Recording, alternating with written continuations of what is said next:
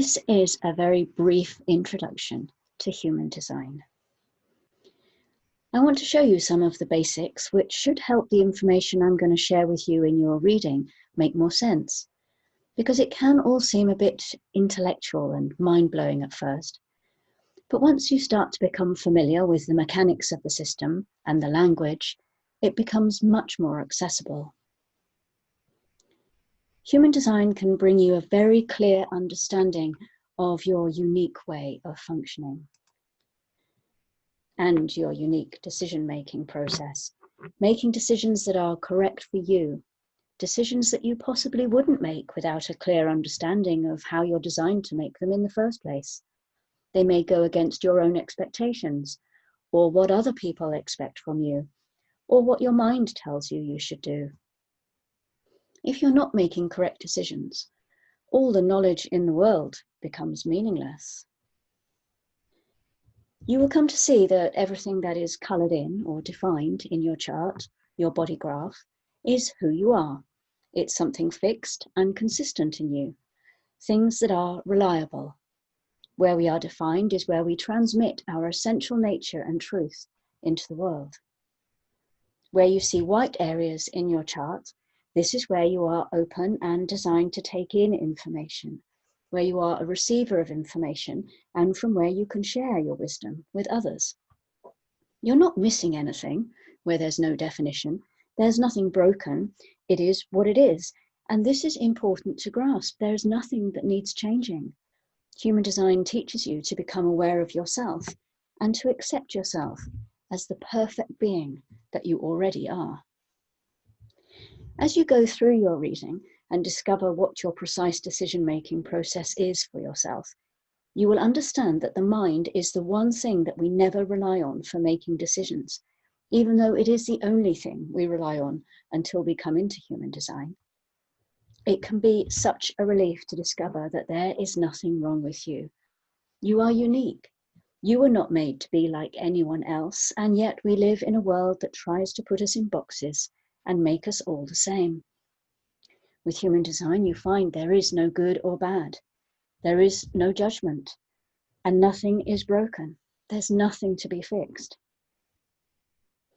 Human design comes from a blend of several other traditions, both modern and traditional. Western astrology, which we're all very familiar with, has traditionally been a system that has been taken on trust. It was not easy to understand why a particular planet had any effect on our bodies when we're so far removed from them. Human design gives astrology validity. We look at neutrinos and we can explain the planetary influences. These tiny particles with their infinitesimally tiny amount of mass pass through the planets, picking up information as they go, and then they pass through us, transferring the information they carry and taking a little bit of us with them as they carry on with their journey. And most astrological systems don't take you into both the conscious and the unconscious parts of your makeup. This is another great gift with human design.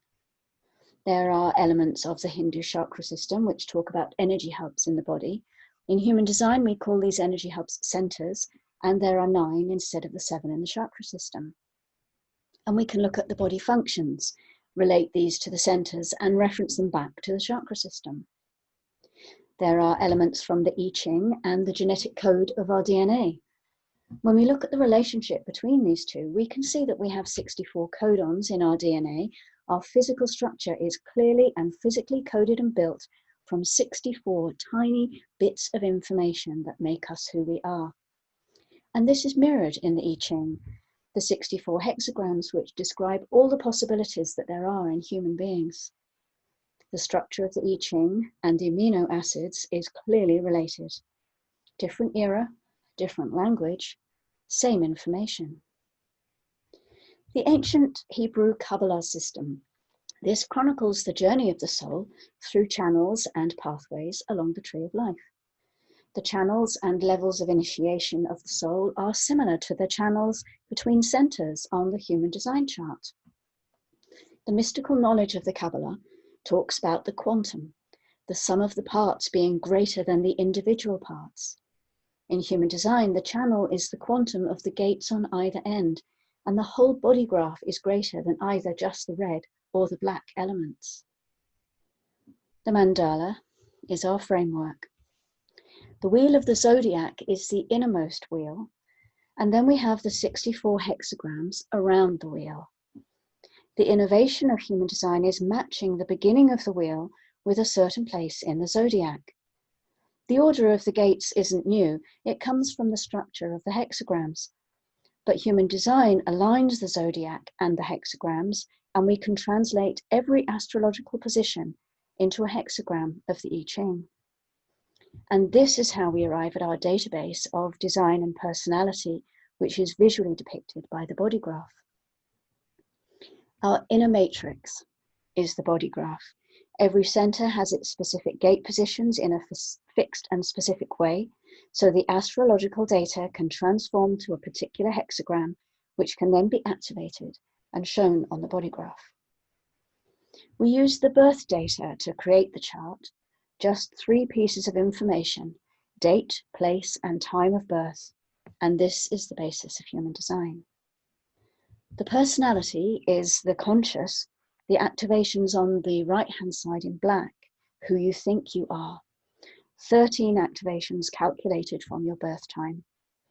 And the unconscious body on the left, the red, 13 activations calculated from 88 degrees of solar movement before your birth. It's very clear and straightforward.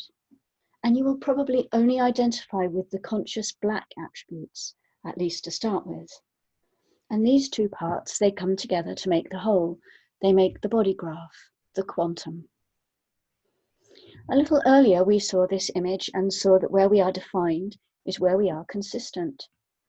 The definition is created where 2 gates opposite each other in a center are activated by a planet, calculated using the birth data. This gives us a channel and definition in the 2 centers, which are now connected. There are 2 kinds of open centers. This one where there are no gates activated in the center, and this one where there are activations, but they're not connected up at the other end. The centers operate differently depending on whether they are defined, undefined, or open.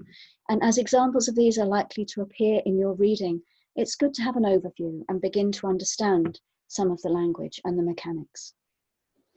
And I think that is enough for now. It's not necessary to get into names of gates or to know the names of all the types and their attributes. We will, of course, touch on those that are applicable to your specific design, but we don't need to get lost in the details now. Ra Uru Hu is the one who brought the human design system into the world, and he was often heard to say that the human design system is not a belief system. It does not require that you believe in anything. It does not require that you believe in me. It is not stories, it is not philosophy. It is a concrete map to the nature of being. It is a logical way in which we can see ourselves. So there's no need to take anything on trust. Human design is experiential. It is a living system. It lives in you, so you can find out for yourself if it works. And you can gain an understanding and an awareness of who you are. And you can begin to accept and love yourself. And now, let's have a look at your chart.